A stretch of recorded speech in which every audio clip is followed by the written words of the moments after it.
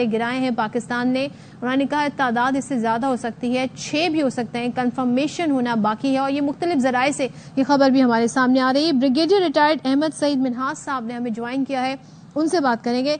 अहमद सईद साहब, आप इस सारी सूरत हाल का जो रात से लेके अब तक सुबह तक डेवलप हुई है, जिसमें हम देख रहे हैं कि भारत को शिकस्त पर शिकस्त, फिर उनके हम देख रहे हैं कि चेक पोस्टें तबाह हो रही हैं, उनके बटालियन जो है उस पर अटैक हो रहा है, हेडक्वार्टर्स पर अटैक हो रहा है। ये नुकसान का तखमीना अभी तक पूरी तरह लगा भी नहीं है। कितना नुकसान हुआ है भारत को सो फार?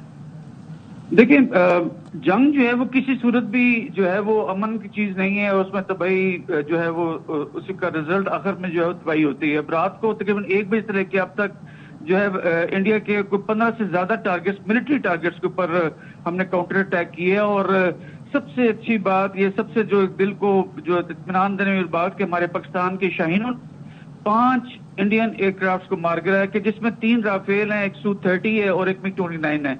अब ये पांचों एडवांस तरीन एयरक्राफ्ट हैं कि जिसके ऊपर कोई भी एयरफोर्स जो है वो नाज कर सकती है। वो लेकिन ये है कि it's not the gun which fights, basically it's the man behind the gun which fights. Cockpit के अंदर बैठा हुआ पायलट, उस सीने में एक ऐसा जिगरा होना चाहिए, ऐसा जोश और जज्बा होना चाहिए लड़ने की ओगन, और अपने पाकिस्तान की सरहदों की हिफाजत करने का जो है ना वो जुनून होना चाहिए। तो पाकिस्तानी पायलट्स ने रात को, चूंकि वी वर रेडी, और कल ISI हेडक्वार्टर में जब प्राइम मिनिस्टर को बुलाया गया था ब्रीफिंग के लिए, तो उनको बता दिया गया था कि इस तरह से होने जा रहा है और क्रेडिबल इंटेलिजेंस है। तो प्राइम मिनिस्टर साहब ने उसका फौरन रिस्पॉन्स जनरेट करने की इजाजत दी थी, तो इसलिए हमने सेकंड्स नहीं लगाए और वापस अटैक किया। अब पाकिस्तान ने यहां पर भी जिम्मेदारी का मुजाहरा करते हुए, रेस्ट्रेंट का मुजाहरा करते हुए सिर्फ जंग को लिमिटेड जो है वो कश्मीर के अंदर रखा, इंटरनेशनल बॉर्डर एज सच नहीं खोला। जबकि इंडिया ने हमारे इंटरनेशनल बॉर्डर को एक किस्म का थ्रेटन करते हुए बहावलपुर में और मुरीदके के अंदर